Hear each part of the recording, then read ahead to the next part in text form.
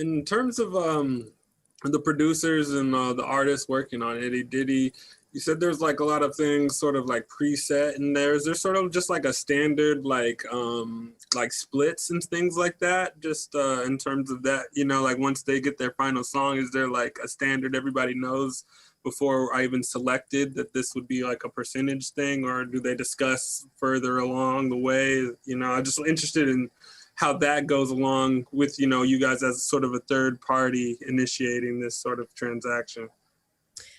Yeah, it's all baked into the terms of service. So right now it's a standard contract for any project that comes through the site or any song that comes through the site, which is songwriters always own 100% of their copyright. They own 100% of their master. They own 100% of the stems. They own 100% of the songwriting royalties.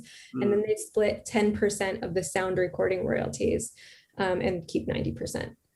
So, and sound recording royalties are generated from like a master, I mean, I'm sure you know, but from a master recording. And so like, it's usually anytime your song's played on Spotify is generally where those are generated. But in terms of like, you know, having the decision of where your song gets placed and having all of that say in your song, that's all going to always end and be with the songwriter. In the future, I could see that deal as we grow, and that's just to keep it simple to have this like blanket, you know, contract with everyone. I could totally see as we grow, giving the ability to the songwriter to kind of choose different terms. So maybe they wanted to pay less money up front and offer more sound recording royalties, or maybe they are looking for more of a songwriting partner, then they could offer, you know, those things. Yeah. Interesting. And the 10% sound recording royalty, that's a 5% sound recording royalty to your producer. So your producer gets paid cash, and then the 5%. And that also helps. What that does too is it helps to reduce the upfront cost. If you're offering your producer a little bit of royalties, then they have like this incentive for, you know, potential back end revenue. And then, you know, you can offer maybe a little less upfront, you know, it depends on the marketability of your song. And then the other 5% goes to ItyDity. And that's again, to the same thing, to keep our costs super low for songwriters up front as well. Since, I mean, what we do, we think, and you've mentioned this, I mean, I think what we do is bring a lot of these like label-like services back and available to everyone. And labels used to take a huge percentage of sound recording royalties for that. So we just major percentage. Yeah.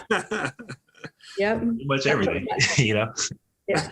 90%. Yeah, like 90% and the ownership of everything, right? So yeah, they keep the masters, and and the artist never sees the stems. Like that's amazing. So I mean, you're just saying a lot of that. People who I guess don't know too much about music, basically the artist gets everything. Like like the stuff that, like, you know, Prince was fighting with his label about owning and stuff like that, you would walk out with already. So you would have the control. So that's really dope. I like I'm glad that it's like pretty transparent that way. Because that, I think, is also another big roadblock in the music industry, is once it comes down to splits, you know, whether or not there is a bad relationship that could sour the relationship, right?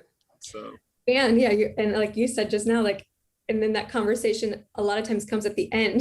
Right. That conversation should come at the beginning, you know, but you don't want to really spoil a relationship and kind of bring up contracts, you know, when you're just starting to work with somebody in a creative zone. And so a lot of people don't bring that up. So we just take care of that. That's all built into the site, and you don't have to have that conversation. Like, everybody understands these are the terms, and now you get down to creating.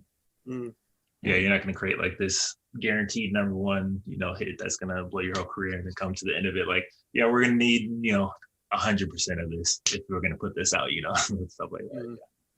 And like, that's what happened with me. I mean, I was not, you know, I don't think I was destined for stardom in any way, but so I don't think it was like a big deal, but it still happened to me where, you know, we finished the songs, there was some kind of interest, and then all of a sudden this person wants their name all over the song, all, you know, half of the songwriting credits, songs they didn't write, half of the masters, like, just Crazy. So yeah, I'm definitely, when I started at ItyDity, that was one of my first things I did. I was like, I gotta get the terms right. And looking back, like, there were a lot of things I needed to do, but for me, that was like one of the first things I spent money on, with getting legal and a lawyer. And over the years, it's been more and more, and we keep refining it.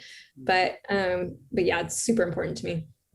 Yeah, we just had a conversation with another songwriter who's been doing it for like 20 plus years, and that was one of his biggest things is like we talk about labels and how they're negative these days, but there are a lot of services that they offer, particularly like in the legal side of things, that you need as an artist that you don't know when you're first starting out. You just think, I just want to create, but being able to have like a contract in place without necessarily needing to hire like a lawyer or something, which is very expensive, is a huge plus for people when they first just want to create a song.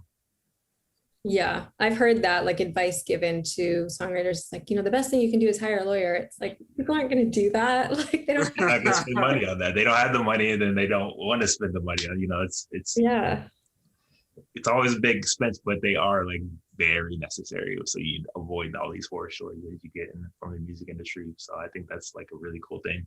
Like, because like I said, the labels, they might not have always been great in certain things, but their services are needed. And I think that a lot of these people who are turning independent are realizing that, oh, we did need someone like this A&R stuff. I did need some of all this other things. So you guys and maybe other platforms to come will kind of feel that space that was needed. And I think that's really cool.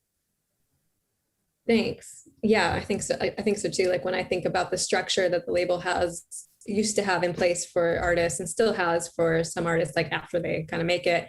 I mean, it's so, to me, it's like amazing, like to have that like level or layer of protection and oversight and just security. But the downside of it was, yeah, they were taking a lot. Yeah, that was, the big downside. So yeah, I think that we're like a mix of both. Like, we're, letting the artists maintain all the ownership, but giving them all those benefits of what a label used to do.